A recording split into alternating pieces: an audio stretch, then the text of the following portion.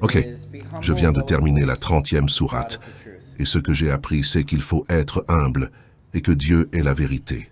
C'est bien.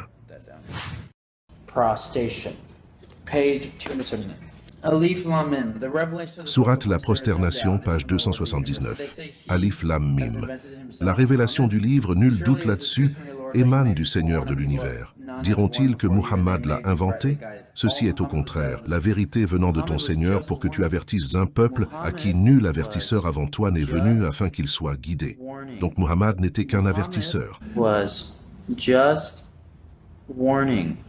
Assalamu alaikum, bienvenue sur Vérité Din. Dans une vidéo qui a beaucoup circulé sur YouTube, on voit un jeune homme faire quelque chose qui sort de l'ordinaire. Cet homme appelé Grayson Brock, un créateur de contenu d'origine américaine, est connu comme quelqu'un qui parle des sujets variés et intéressants sur sa chaîne. Mais ce qu'il a fait cette fois et qui a retenu l'attention du public n'est pas quelque chose de typique.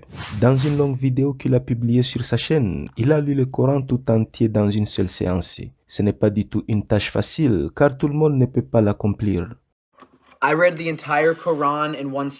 J'ai lu tout le Coran en une seule séance en tant que garçon blanc et chrétien, et à la fin j'ai été choqué.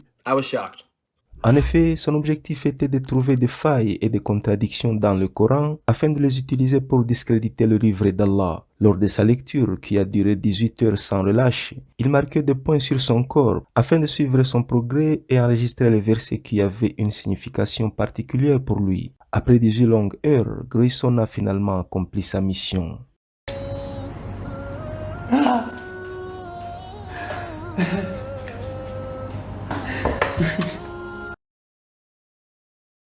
De sa lecture du Coran, il a extrait 3 idées clés qui lui ont profondément marqué. La première idée, c'est l'importance du respect et de l'obéissance à Dieu sans lui associer aucun partenaire. Deuxièmement, c'est la nécessité de se retenir des désirs du monde et de vivre conformément à la direction divine. Et la troisième chose qui lui a marqué dans le Coran, c'est le devoir d'être bon envers ses parents en les honorant et en prenant soin d'eux jusqu'à la fin.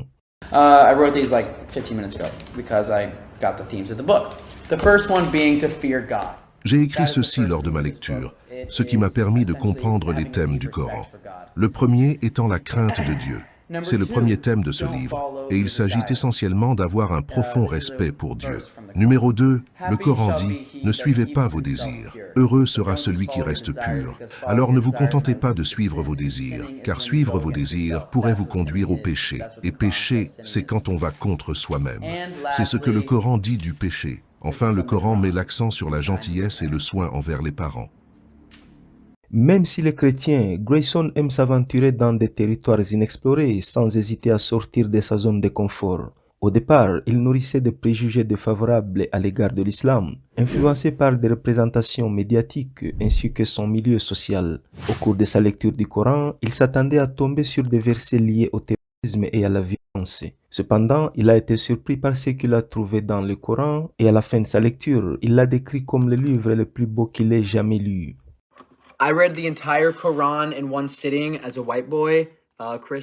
J'ai lu tout le Coran en une seule séance en tant que garçon blanc et chrétien, mais à la fin j'ai été choqué parce qu'au début je pensais que j'allais y trouver des paroles méchantes parlant du terrorisme par exemple, mais j'ai en fait découvert un livre incroyable. C'est la chose la plus pacifique que j'ai jamais vue. Après l'avoir terminé, je me suis dit « Waouh !» J'ai l'impression d'avoir obtenu des réponses à certaines questions sur la vie. J'ai vu un verset qui dit que le mal est remplacé par le bien. Je me suis demandé alors, d'où vient cette idée selon laquelle l'islam est mauvais, agressif et colérique? C'est peut-être à cause des médias? Je pense maintenant que tout ce qui se dit dans l'actualité est faux. Nous devons arrêter de regarder les informations car elles sont fausses. Avant de lire le Coran, il avait lu la Bible dans son intégralité et il dit que lorsqu'il s'est tourné vers le Coran, il a remarqué d'importantes valeurs partagées entre l'islam et le christianisme. En plus, la profondeur et la sincérité du Coran l'ont impressionné malgré sa taille réduite par rapport à la Bible. À l'inverse, Grayson estime que le christianisme moderne s'est éloigné de ses racines. Cette prise de conscience l'a amené à réfléchir sur l'avertissement de Jésus concernant la chute inévitable d'un royaume divisé. J'ai déjà lu toute la Bible, et maintenant je viens de lire tout le Coran. Normalement, en tant que chrétien, je lisais la Bible depuis mon enfance, mais la lire tout entière dans une seule séance était quelque chose de fou. En lisant le Coran, j'ai réalisé qu'il y a des valeurs que les musulmans partagent avec les chrétiens, mais le Coran est bien plus pertinent. Il fait peut-être un dixième de la taille de la Bible, mais il est beaucoup plus clair dans ses paroles. J'ai constaté que dans la culture arabe et musulmane, ils sont plus stricts. C'est comme s'il n'y avait pas de conneries au fond. Ils ne plaisantent pas avec les principes de leur religion. Par exemple, vous ne pouvez pas manquer de respect au prophète Mohammed et vous ne pouvez pas manquer de respect à l'islam en général. Cependant, le christianisme a déjà réalisé qu'il ne représente plus grand-chose, parce que maintenant, il est tellement divisé et Jésus-Christ a dit qu'un royaume divisé tombera sans doute.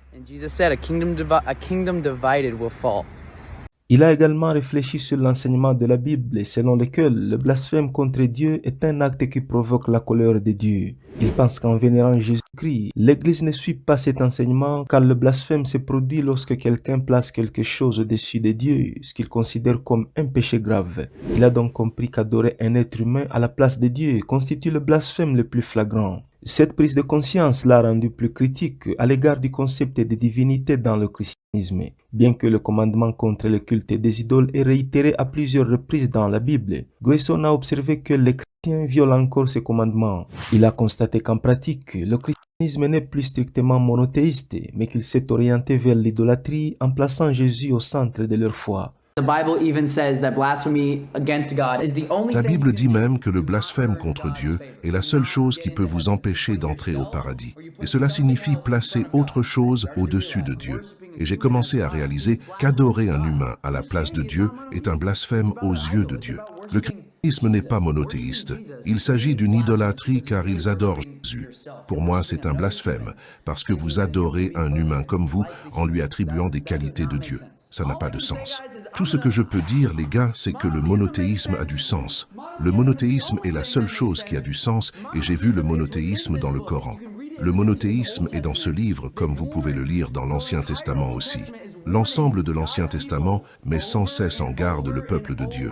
L'Ancien Testament tout entier, qui équivaut aux 3/4 de la Bible, répète sans cesse « Ne mettez rien devant Dieu, ne placez aucune idole devant Dieu, n'adorez pas les idoles. » Mais ils ont fait le contraire. Ils adorent des statues. Ah, il y a des mensonges là-bas. Il y a des mensonges.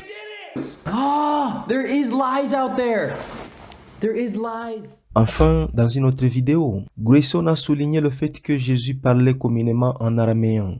Il a ainsi cité une prière de la Bible dans laquelle Jésus enseigne à ses disciples comment prier Dieu. Ce qui l'a frappé, c'est de réaliser que Jésus lui-même priait Dieu, ce qui constitue une preuve qu'il ne peut pas être Dieu. Notre Père qui es aux cieux, que ton nom soit sanctifié, que ton royaume vienne, ta volonté soit faite sur terre comme au ciel. Voilà la prière chrétienne que Jésus a enseignée à ses disciples. Il a commencé en disant « Notre Père ». Jésus adorait Dieu et Jésus parlait araméen. Savez-vous comment il disait Dieu en araméen? Il disait Allah. C'est pourquoi l'islam pourrait bien être la seule religion monothéiste qui reste. La seule religion véritablement monothéiste, ce qui signifie adorer le seul et unique Créateur. Il doit y en avoir un, car nous devons provenir d'une seule source, et cette source est la vérité, et cette vérité, c'est Dieu. Et maintenant, je réalise à quel point on m'a menti toute ma vie.